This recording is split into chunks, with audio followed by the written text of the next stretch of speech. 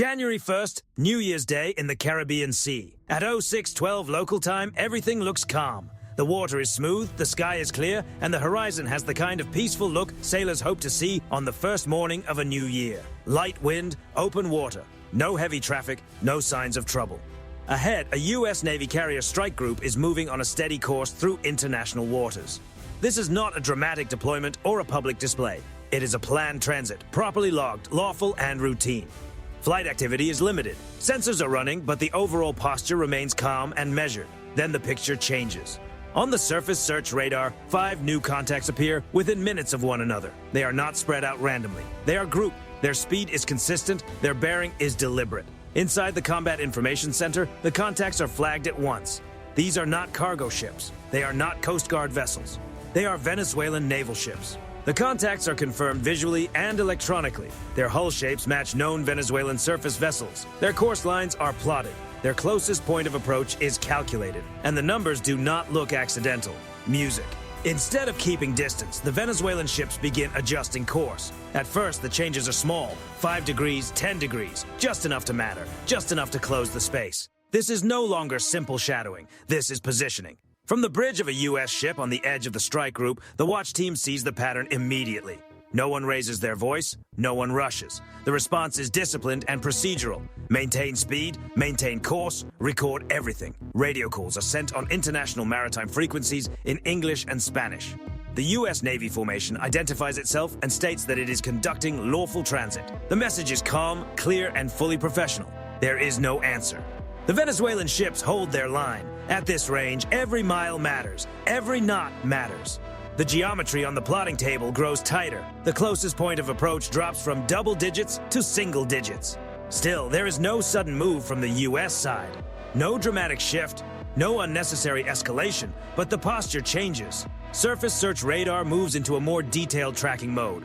Electro-optical sensors begin following individual hulls. Signals are logged, bearings are time-stamped, every movement is recorded. This is where gray zone encounters take place. Not in dramatic moments, but in distance, timing, and discipline. 5 Venezuelan naval ships now form a loose arc ahead of the carrier strike group. Not a solid barrier, at least not yet, but enough to complicate movement. Enough to send a message. They are close enough to be seen without magnification, and they remain silent. No radio calls. No explanations, no acknowledgments. For the U.S. Navy, silence is not empty. Silence is information. It suggests intention. Inside the strike group, commanders are not judging emotions. They are assessing intent. Venezuela cannot match what is in front of them. They know it. Everyone knows it. Which means this is not about overpowering the formation. It is about trying to force a reaction. Blocking without crossing an obvious line is a familiar pressure tactic. It creates risk while staying just below the threshold of open confrontation. It challenges the other side to react sharply, to change course first, to become the side that appears to escalate. But the carrier strike group does not turn away. The formation holds its course. Because in moments like this, one rule matters above all others. Whoever loses discipline first loses control of the story. Minutes pass. The Venezuelan ships tighten their alignment. One vessel moves slightly forward, testing the spacing. Another adjusts speed, trying to compress the angle of approach. Every movement is measured. Every movement is recorded. Above the waterline, there is no visible drama. No shouting, no sudden display. But below the surface of the moment, every sensor is fully alert, and command teams are already thinking several moves ahead. This is not the first time the U.S. Navy has seen pressure tactics at sea, and it will not be the last. What matters now is not who appears louder or bolder. What matters is who remains steady, because once a blocking attempt begins, it can end only one of 2 ways. Either the carrier strike group changes course, or the ships trying to stop it discover very quickly that steel alone is not enough to halt momentum. And that realization is closer than Venezuela may think. At 06:24 local time, the geometry tightens again. The 5 Venezuelan ships are no longer sitting at the edge of the radar picture. Their courses begin to converge with clear purpose. Small adjustments become a pattern, and every experienced surface warfare officer recognizes it immediately. This is controlled interference. One ship moves ahead of the others, offset just enough to influence the forward arc of the carrier strike group. 2 more slide sideways, widening the shape of the block. The remaining pair stays slightly behind, positioned to close any gap if the formation reacts. Individually, no single move crosses the line. Together, they create pressure. The closest point of approach drops again. From the U.S. perspective, this is the most sensitive phase of any gray zone encounter. Not because the moment has turned open and direct, but because miscalculation now becomes the biggest danger. Radio calls are repeated, clear, professional, logged.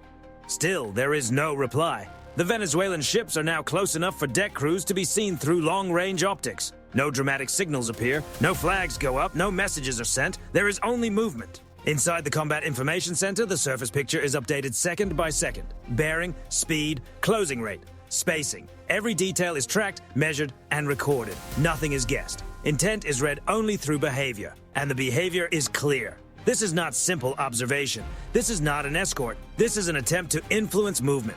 The carrier strike group does not slow down. It does not change course, because that is exactly what this kind of pressure tactic is designed to create. A sudden turn could become a headline. A speed change could be presented as backing down. Either move would give the other side the story it wants. So the response is restraint. Visible, deliberate, music, complete.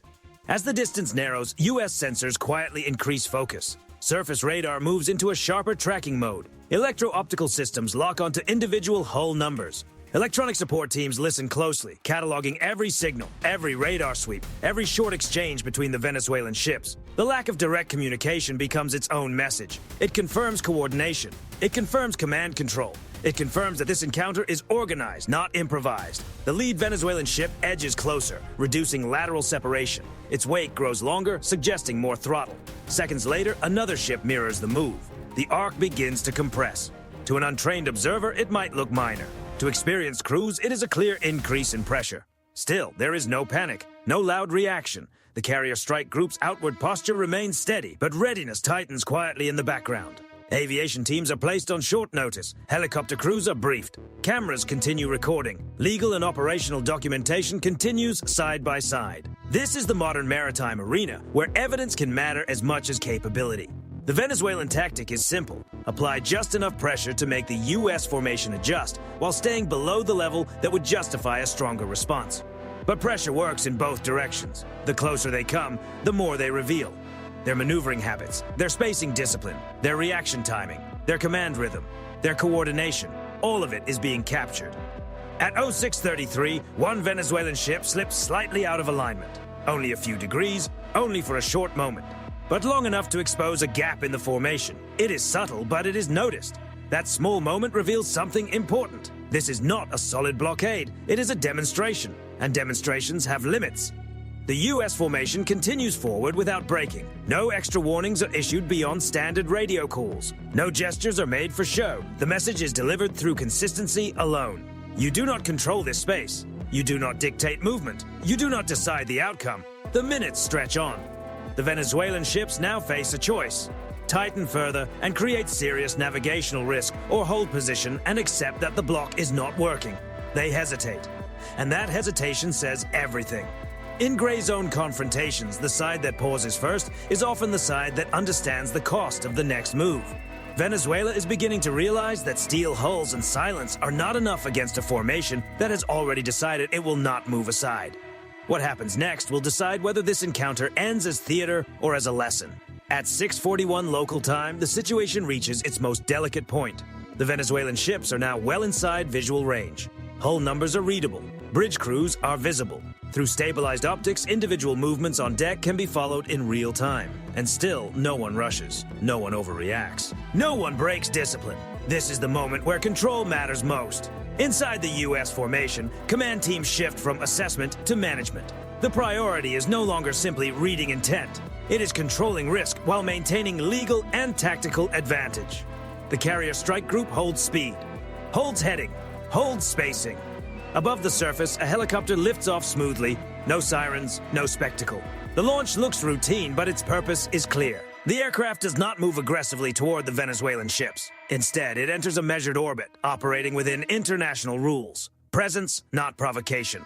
From the air, the picture becomes sharper. The helicopter's sensors send live imagery back to the command center. Angles, spacing, deck activity, electronic signals. The Venezuelan formation is now being observed across multiple layers: surface, air, and electromagnetic. Every move is time-stamped. Every course change is logged. This is no longer an unclear standoff. It is a fully documented interaction unfolding under continuous observation. Below, the Venezuelan ships answer not with words, but with tiny adjustments. One reduces speed slightly, another drifts outward, widening its lane by a small margin. These are not full withdrawals. But they are not advances either. They are recalculations. Blocking tactics depend on confidence. They require commitment, and commitment requires certainty about the next step. That certainty is fading. The U.S. posture remains unchanged, but its message is impossible to miss. The formation will not turn. It will not slow down. It will not turn away. And it will not be drawn into creating the story the other side wants. The closer the Venezuelan ships move, the less room they have for error.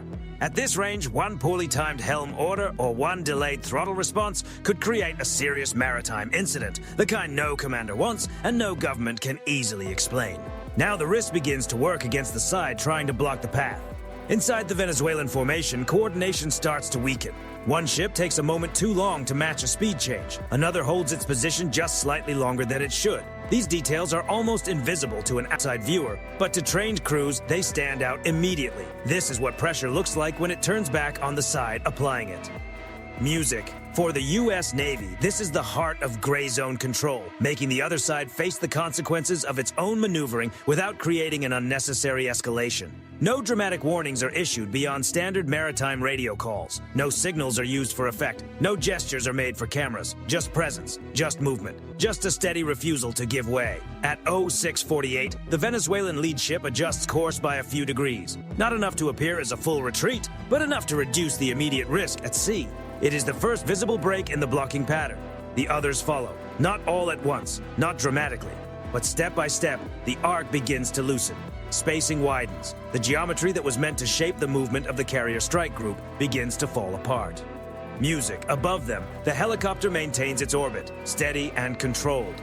Cameras continue recording. The official record continues to build. This is the kind of moment casual observers often miss. There is no dramatic announcement, no explosive turning point. No single image that tells the whole story, but the balance has shifted. The Venezuelan attempt to control space without openly escalating has met a formation that understands timing, optics, and maritime law better than it responds to pressure. The carrier strike group continues forward, not faster, not slower, exactly as planned. Because the real power on display here is not the ability to act first. It is the ability to make the other side realize that direct action is not the only way to lose control of the situation. And Venezuela is beginning to understand that this encounter is no longer unfolding on its terms. What remains now is the aftermath, and that is where the mistake becomes impossible to ignore. By 0656 local time, the outcome is clear. What began as a coordinated blocking attempt has lost its shape. The Venezuelan formation is still there, still visible, but it no longer works as one unit. The arc that once threatened to limit movement now has gaps. Small at first, then wider. This is how gray zone pressure collapses. Not through open confrontation, but through exposure. The U.S. carrier strike group maintains its original track, passing through the very space the block was meant to deny. Its movement is steady, deliberate, and impossible to misunderstand. No deviation, no hesitation. From the bridge, the message is silent but absolute. Overhead, the helicopter shifts its orbit to keep continuous coverage as the formation changes. Sensors remain active, cameras stay fixed. The entire encounter continues to be documented from multiple angles and across multiple layers. Below, the Venezuelan ships begin making defensive adjustments. One reduces speed further, falling back from the forward position it had tried to hold. Another opens lateral distance, creating a visible lane through which the strike group now advances. Music. A third ship holds position, caught between pressing forward and pulling away. There is no longer a unified response. That is the cost of trying to control a situation without fully committing to the next step. Blocking only works when every ship holds the line. Once even one vessel gives up space, the illusion breaks. The formation no longer creates pressure, it absorbs it. Then, after minutes of silence, radio traffic finally breaks through. A Venezuelan transmission comes in, formal and restrained. It refers to patrol activity near national waters. It requests awareness, but it does not demand a course change. It does not continue the earlier silence. It does not raise the situation. It offers an explanation. The U.S. response is brief, professional, and procedural. It repeats that the formation is conducting lawful transit in international waters. It states that all movements are being recorded. It gives no concessions and asks for none. The exchange is logged. At sea, posture often says more than words. The carrier strike group continues forward, now clearly ahead of the Venezuelan formation. The closest point of approach begins to increase. The immediate risk drops. The pressure that once moved in one direction has now fully reversed. For Venezuela, this is the moment of realization. They have not forced a turn. They have not slowed the formation. They have not gained control of the space. Instead, they have revealed their method. Every maneuver has been observed, every pause has been captured, every adjustment has been time-stamped. In trying to demonstrate presence, they have made themselves predictable.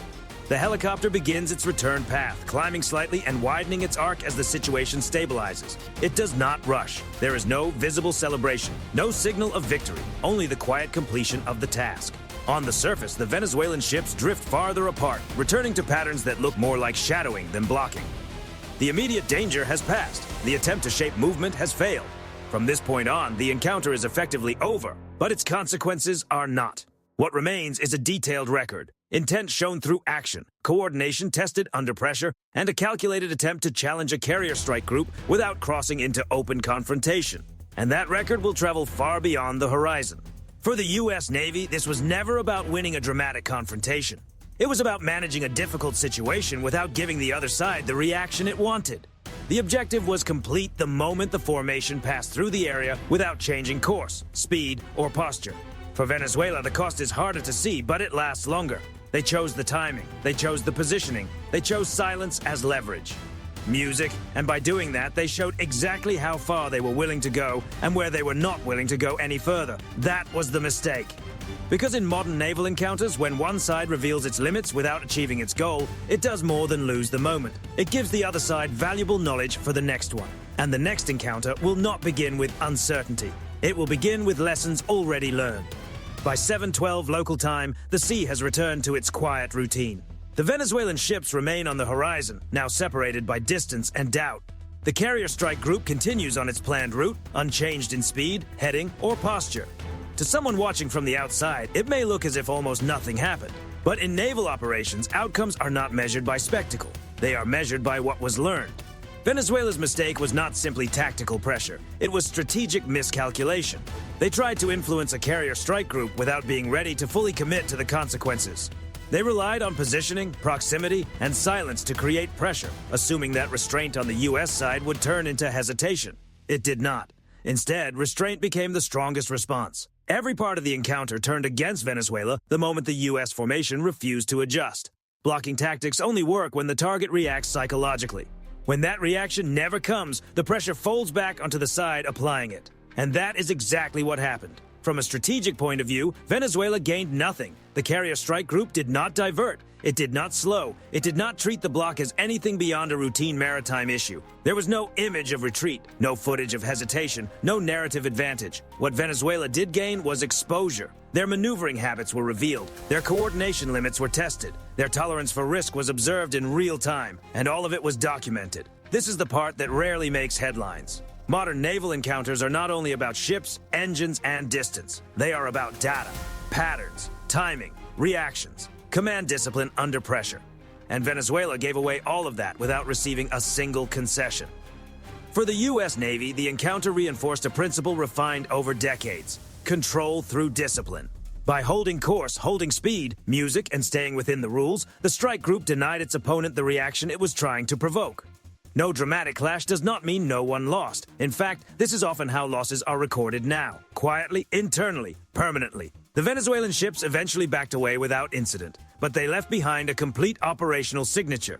How they form up, how they tighten space, how long they maintain pressure, and when risk begins to outweigh intent. These are not vague observations. They are measurable details, and measurable details shape future decisions. The timing, music, made the miscalculation even worse. New Year's Day may have been chosen to amplify the message, a symbolic challenge at a moment when readiness might be assumed to be lower. Instead, it proved the opposite. Discipline does not take holidays. Posture does not depend on the calendar. For audiences watching later, the encounter may seem controlled, even anticlimactic. For professionals, it was decisive. Because one of the most dangerous assumptions in gray zone operations is believing that restraint means uncertainty. In reality, restraint backed by capability is often the clearest signal of control. Venezuela tried to create leverage without pushing the situation too far. The U.S. Navy answered by removing that leverage completely. Music. That is why this was a mistake. Not because it failed loudly, music, but because it failed cleanly. No dramatic incident to rally around, no crisis to protest, no excuse to rewrite the outcome. just a carrier strike group, music, continuing exactly where it intended to go, and 5 ships learning in silence that proximity alone is not power. As the horizon closes behind them, one truth remains. In modern naval operations, the side that stays calm is usually not hesitating. It is waiting, and the next encounter will begin with everything learned from this one.